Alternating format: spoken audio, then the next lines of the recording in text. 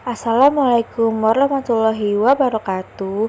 Saya Sapna Sasafira. Pada kesempatan kali ini, saya akan menjelaskan mengenai kronologi peristiwa proklamasi kemerdekaan Indonesia.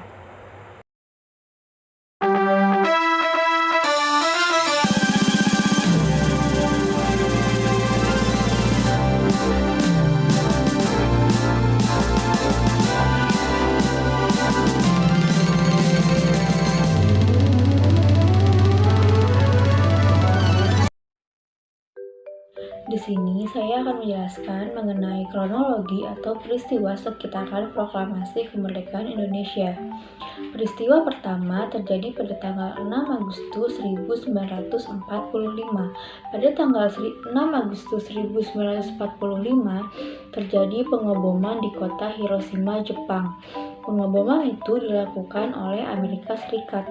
Amerika Serikat menjatuhkan bom atom di kota Hiroshima pada tanggal 6 Agustus 1945 pada tahap akhir Perang Dunia Kedua. Penjatuhan bom atom yang dilakukan oleh Amerika Serikat ini dilakukan dengan persetujuan dari Britania Raya, sebagaimana tertuang dalam Perjanjian Quebec. Dan tanggal 6 Agustus pun bom atom uranium jenis Bedyl atau Little Boy dijatuhkan di kota Hiroshima. Selanjutnya ada tanggal 7 Agustus 1945. Pada tanggal 7 Agustus 1945 terjadi peristiwa pembubaran BPUPKI atau Badan Penyelidik Undang-Undang Dasar Kemerdekaan Indonesia. Alasan dibubarkannya BPUPKI karena telah dianggap menyelesaikan tugasnya dengan baik, yaitu menyusun rancangan Undang-Undang Dasar bagi negara Indonesia merdeka, dan digantikan dengan dibentukannya Panitia Kemerdekaan Indonesia atau PPKI. Dalam bahasa Jepang disebut Dokuritsu Junbi Inkai dengan Insinyur Soekarno sebagai ketuanya. Peristiwa selanjutnya terjadi pada tanggal 9 Agustus 1945 di kota Nagasaki, Jepang. Pada tanggal ini, Amerika Serikat menjatuhkan bom kedua setelah ia menjatuhkannya pada tanggal 6 Agustus 1945 di kota Hiroshima. Pengeboman di kota Nagasaki, Jepang ini membuat kondisi tersebut menghancurkan bangunan serta menewaskan puluhan jiwa rakyat Jepang.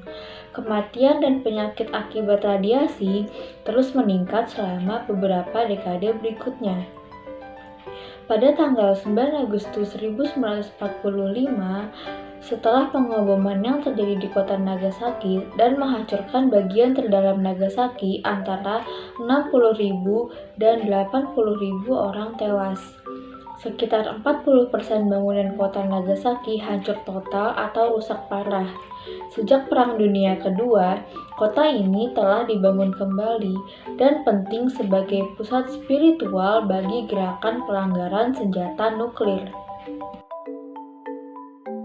Selain di Jepang, pada tanggal 9 Agustus 1945 terjadi peristiwa pemanggilan ketiga tokoh utama di Indonesia, yaitu Insinyur Soekarno, Muhammad Hatta, dan Rajiman Widyoningrat ke Dalat Saigon di Vietnam oleh Jenderal Terauchi.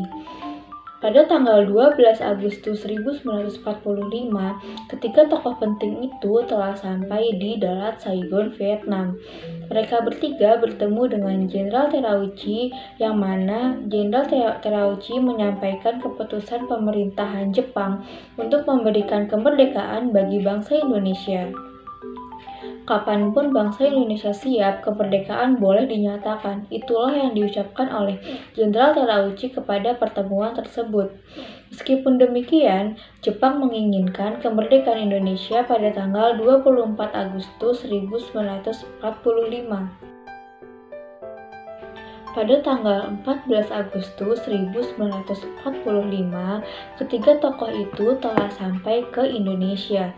Sultan Syahrir yang merupakan Golongan muda mendesak Soekarno dan Muhammad Hatta untuk memproklamasikan kemerdekaan Indonesia secepatnya. Pada pukul 12 siang, tanggal 14 Agustus 1945, Insinyur Soekarno dengan didampingi oleh Muhammad Hatta serta Rajiman Widyodiningrat yang menjabat sebagai Ketua BPU PKI telah sampai di Kemayoran. Setelah itu, Sultan Syahrir melakukan pertemuan dengan Muhammad Hatta di rumahnya. Selain Bung Hatta, Syahrir juga berkunjung ke rumah Soekarno. Kunjungan Sultan Syahrir ke kedua tokoh ini adalah untuk memberi kabar yang ia dengar dari radio bahwa Jepang telah menyerah kepada sekutu. Selain itu, Sultan Syahrir juga menanyakan hasil pertemuan Soekarno-Hatta serta Rajiman Widyodiningrat terkait kunjungannya ke Dalat, Vietnam, untuk bertemu dengan Jenderal Terauchi. Bung Karno kemudian menjelaskan hasil pertemuannya Hatta dan Rajiman Widyodiningrat ke Dalat kepada Sultan Syahrir. Pada tanggal 15 Agustus 1945, Jepang telah menyerah tanpa syarat kepada pihak sekutu yang menyebabkan terjadinya vacuum of power atau kekosongan kekuasaan di Indonesia. Meski begitu, Jepang tak langsung meninggalkan tanah jajahannya di Indonesia.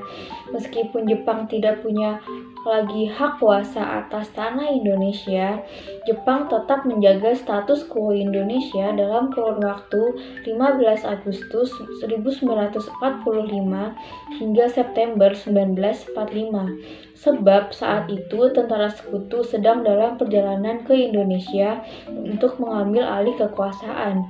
Disinilah kemudian kenapa 15 Agustus 1945 menjadi sangat penting dalam menentukan kemerdekaan Indonesia. Saat terjadi kekosongan kekuasaan ini dimanfaatkan oleh para golongan muda untuk memerdekakan Indonesia. Namun, Insinyur Soekarno dan para golongan tua pada saat itu sebenarnya sudah dijanjikan kemerdekaan Indonesia pada tanggal 24 Agustus tahun 1945. Tapi para golongan muda saat itu tidak setuju jika kemerdekaan dideklarasikan sesuai janji dari pihak Jepang. Para golongan muda saat itu tidak mau karena terkesan kemerdekaan itu sebagai sebuah pemberian, bukan sebagai sebuah hasil perjuangan. Pada tanggal 16 Agustus 1945, jam 3 pagi, golongan muda membawa Soekarno dan Hatta keluar kota. Rengas Dengklok pun dipilih sebagai tujuan utama para golongan muda karena letaknya yang strategis, yaitu di dekat Tangsi Pembela Tanah Air atau PETA. Pada pukul 6:30 pagi, Bung Karno dan Bung Hatta tiba di kecamatan itu. Keduanya pun disambut meriah oleh para rakyat Rengas Dengklok. Jam 11 siang, bendera Jepang pun diturunkan dan diganti oleh bendera Indonesia. Usai penaikan bendera itu, pemuda bersama rakyat langsung melucuti tentara Jepang. Keberanian para pemuda dan rakyat ini menjadikan Rengas Dengklok sebagai daerah pertama negara Republik Indonesia. Di Rengas Dengklok, Soekarno dan Hatta singgah di sebuah rumah milik Jiao Kiseong, seorang petani keturunan Tionghoa. Di rumah Jiao ini dipilih karena ditutup oleh rimbunan pohon dan tak mencolok. Hingga sore hari, Soekarno dan Hatta masih berada di sana. Golongan muda pun kembali mendesak proklamasi kemerdekaan Indonesia untuk segera dilakukan. Dalam penculikan itu, Soekarno terus didesak oleh para golongan muda untuk memproklamasikan kemerdekaan Indonesia pada tanggal 16 Agustus tahun 1945. Namun, Soekarno tetap berpegang teguh untuk melaksanakan rencana proklamasi pada tanggal 17 Agustus tahun 1945. Menurut Soekarno, angka 17 adalah angka yang suci, karena pada saat itu Agustus juga merupakan bulan suci Ramadan. Selain itu, 17 Agustus 1945 bertepatan dengan hari Jumat, yang mana dipercayai sebagai hari suci. Sementara itu, di Jakarta, Ahmad Subarjo dari golongan tua dan Wikana dari golongan muda membicarakan kemerdekaan Indonesia harus dilaksanakan di Jakarta. Akhirnya mereka sepakat. Soekarno dan Hatta dijemput kembali untuk pulang ke Jakarta dengan jaminan proklamasi kemerdekaan akan diumumkan pada tanggal 17 Agustus 1945. Rombongan Soekarno dan Hatta pun tiba di Jakarta pada pukul 11 malam. Pada tanggal 16 Agustus 1945, pada pukul 5 pagi, para pemimpin bangsa dan tokoh pemuda keluar dari rumah Laksamana Maeda.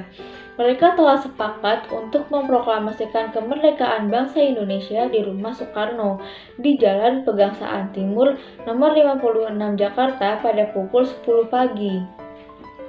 Bendera yang telah dijahit oleh tangan Fatmawati atau istri dari Soekarno pun sudah disiapkan.